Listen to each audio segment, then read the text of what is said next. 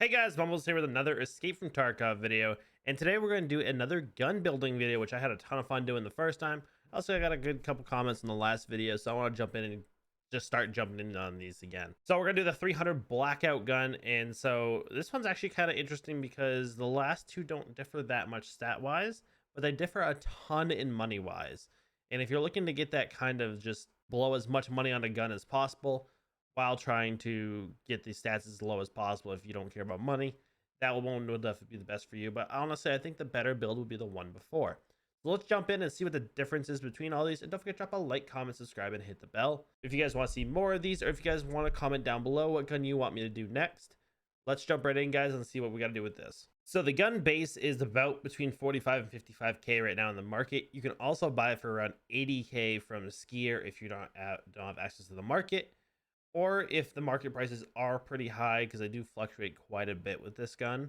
I feel like a lot of people will just go in and buy a bunch of them and use them all and then not buy them for a while. So I feel like the market price fluctuates quite a bit on this one, but you can generally get it for 45 to 50k on the market. And then if you need to, go ahead and buy it from Skier for about 79 to 82k depending on where your rep is with him.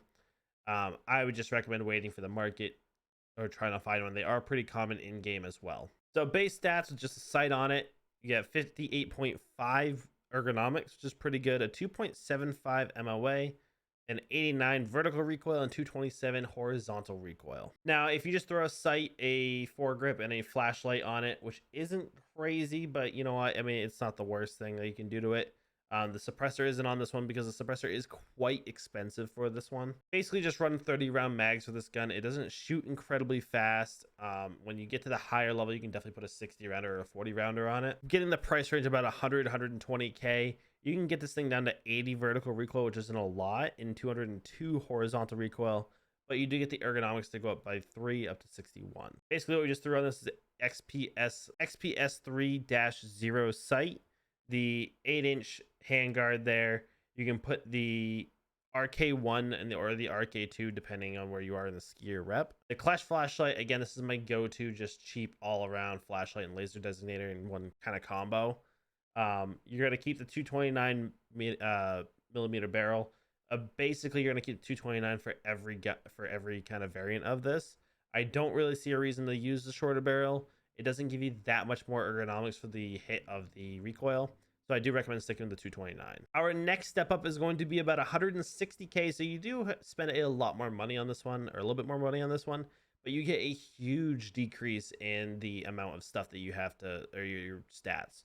And honestly, I think it's probably the best bang for your buck kind of build for this gun, because again, the top tier build, which we're going to take a look at, doesn't increase that much, but it has a ton of, like, the money price range just increases a ton. So like I said, this is about 160,000 rubles. Basically, you're going to put on any sort of just basic handguard.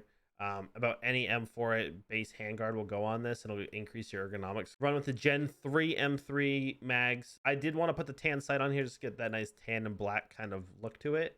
However, I couldn't get the tan sight just because it's crazy expensive on the market. If you can get it on the market, and then I'm not high enough a mechanic to actually get it. So we're keeping the 8-inch handguard on here. We're going to go ahead and put on the AFG FDE handguard, which will take the recoil down by 2, but also up the ergonomics by 6. We've got the Clash flashlight. Once again, we're going to our go-to flashlight. We're keeping the base stock here, thin kind of skeleton stock. Basically does the better recoil, even though the telescopic I thought would do the better recoil. The telescopic just does the ergonomics. We're going to go ahead and put the T-lock on with the TPB 2-port brake.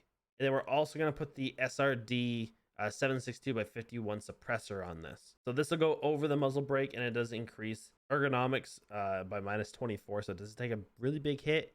Better muzzle velocity. Accuracy goes up, and recoil goes down by 13%. There is 3 basic muzzle brakes for this gun.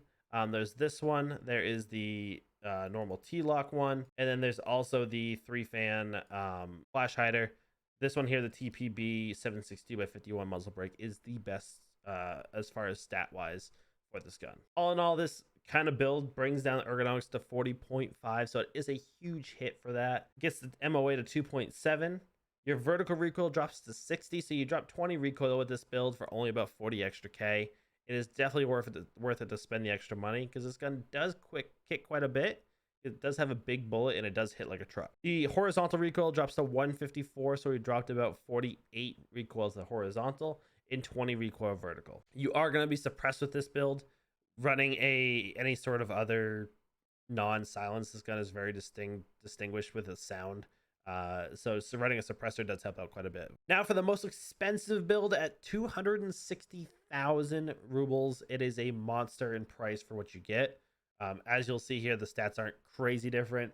The only thing we changed is to get the 12-inch handguard. We throw these sights on top for the extra ergonomic. I kept the 30s in this. You can run 40s or 60s in this. I personally just run like 30s or 40s. The biggest change is going to be the Growl handguard here. That is plus 15 ergonomics because you do take a big hit with the handguard, the ergonomics. We do bring our ergonomics up with the handguard up to 45. Again, we're running the suppressor with the same muzzle brake, the horizontal handguard instead of the AFG, just to get the extra little recoil plus the keeping the ergonomics around the 45, 40 point. We do drop the vertical recoil to 57, so only by 3, not a ton.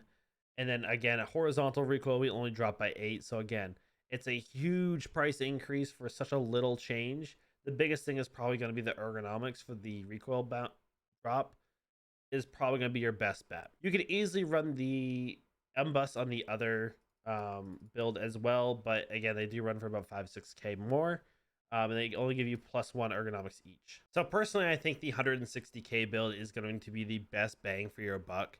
Now again, if money's not an issue and you're looking to just blow a bunch of rubles, definitely do the extra 100k just to get the recoil lower with the ergonomics up a little bit. And this is a gun that is really good for medium to short range.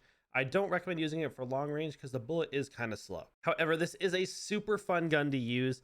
I quite enjoy using this gun because it's different than the meta. I don't like running the absolute meta guns.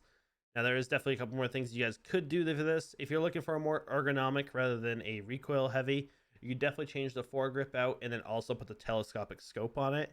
However, recoil meta is still kind of a thing, even though arm strength is hurting a lot of gun fights, just not because you're not able to aim down sights as long. It's definitely something to think about whether you want to change out the stock and foregrip or if you want to keep those the same. I'm going to go ahead and try to come up with a better, more expensive build. I'm kind of curious if I can go out and just do an all out, just blow as much money as possible. However, this gun, I pretty much did everything I could to it without running like an RK2 or an RK1 that would increase the recoil a little bit better.